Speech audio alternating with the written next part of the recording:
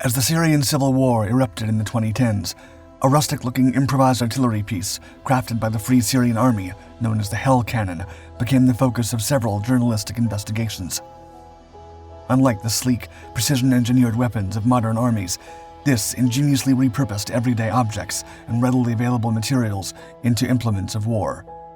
Ordinary propane cylinders transformed into powerful explosive projectiles. For a while, this weapon was only a word-of-mouth reality, until later in the conflict, the system was captured in stark, gritty footage. Since then, this novel weapon has been featured in clandestine propaganda videos, with the Syrian rebel showcasing its capabilities for promotional purposes, complete with cleverly designed spec sheets. In this 2016 video that has since made many rounds online, the Hell Cannon is the main protagonist. Born of scrap metal and crude engineering, this intimidating device stands ready for action.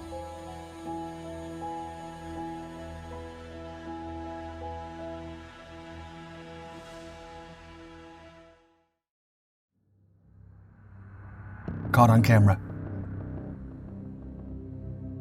The scene depicted in the video comes from Syria in 2016.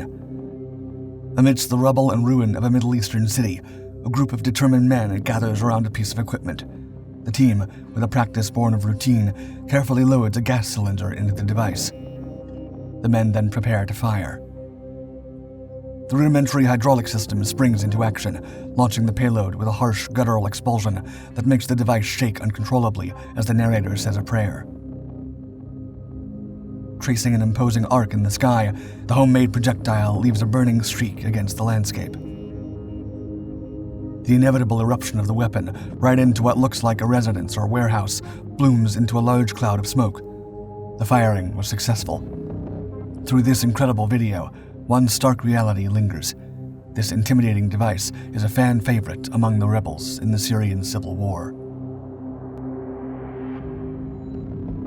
Homemade HAVOC. The unassuming weapon system featured in the footage is a rudimentary yet ingeniously devised homemade artillery piece known as a Hell Cannon. A large metal pipe serves as the launch tube, held in place by a makeshift frame often fashioned from scrap metal or repurposed vehicle components. The main body of the weapon is a thick pipe, often sourced from water or gas lines. The mount is constructed from old car parts, and the firing mechanism relies on a car's hydraulic system, showing an incredible and clever use of available resources against the backdrop of scarcity in the war-torn country. The propulsion system, a simple hydraulic mechanism, employs compressed gases to launch the projectiles. These projectiles, however, are where the true improvisational nature of the Hell Cannon shines. With the Hell Cannon, standard propane gas cylinders used for heating or cooking are repurposed into explosive devices filled with explosive material and shrapnel. While ingenious, the Hell Cannon's crude construction and haphazard design come with their share of limitations and dangers, sacrificing accuracy for power. Misfires and accidents are a constant threat due to the precarious process of loading and firing the cannon. The inconsistent performance of the makeshift projectiles poses risks not only to the intended targets, but also to the operators themselves. The entire process, from crafting these makeshift projectiles to successfully firing them, requires a blend of creativity, skill, and sheer audacity. While there is an unspoken understanding of the risks, in the face of a dire situation, such concerns are set aside. The primary goal is simple and clear: deliver as much damage to the enemy as possible. Development. First conceived in the rural regions of the Idlib Governorate, the Hell Cannon found its primary application during the urban warfare of the Battle of Aleppo in the Syrian capital.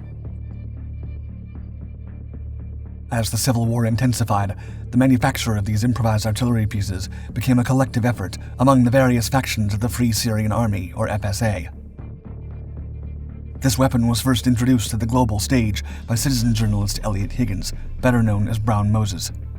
In a detailed blog post in May 2013, he outlined the existence and functionality of this distinctive device, providing a rare insight into the desperate yet ingenious responses to the adversities of the Syrian Civil War. The journalist reported that one of the explosive substances filling the cylinders is a 33% ammonium nitrate fertilizer, a popular choice for powerful DIY explosives. But Brown Moses' account is not merely a cold, technical analysis of the weapon. It offers a nuanced perspective on the circumstances that led to the creation of such a device, regarding the Hell Cannon as, quote, the most powerful non-improvised explosive device DIY weapon used in the conflict so far. In action. The Hell Cannon required close proximity to the target and remained concealed to evade retaliatory fire due to its lack of armor protection, making it less effective in expansive rural environments. However, the device thrived within the confines of urban environments. The close-quarter combat within cities, coupled with the ability to hide behind buildings and walls, provided an advantage, compensating for its many limitations. One notable instance of Hell Cannon usage was during the siege of Aleppo in 2012. The FSA, barricaded within the city, utilized the Hell Cannon to launch surprise attacks on approaching regime forces, often causing significant damage despite the improvised nature of the weapon. But the impact of the Hell Cannon wasn't limited to military targets.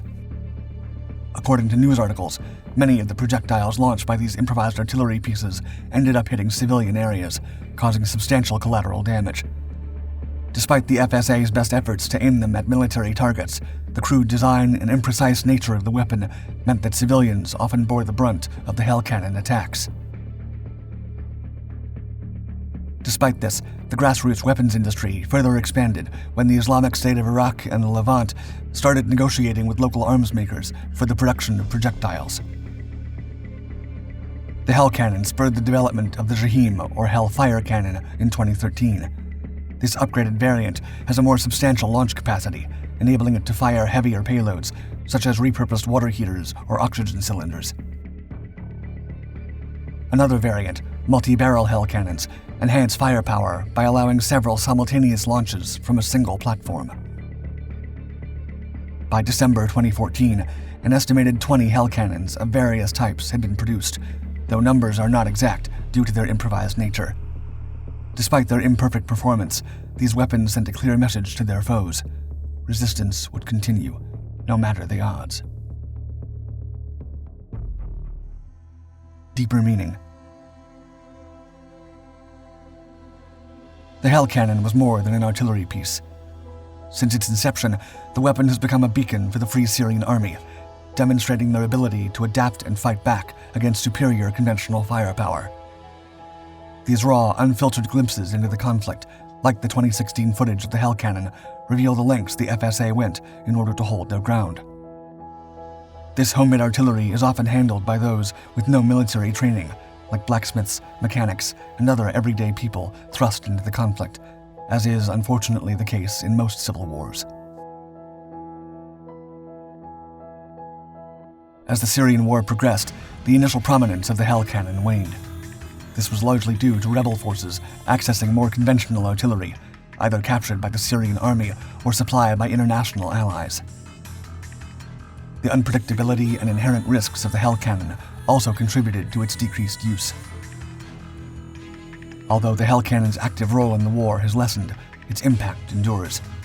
Echoing Brown Moses' words, the Hell Cannon is a demonstration of resourcefulness, a sentiment that continues to resonate in the narrative of this years-long conflict. Thank you for watching this video. Hit the like button if you enjoyed watching it. Discover the fascinating world of dark footage, a channel dedicated to uncovering the untold stories behind incredible moments captured on camera. Join our community today.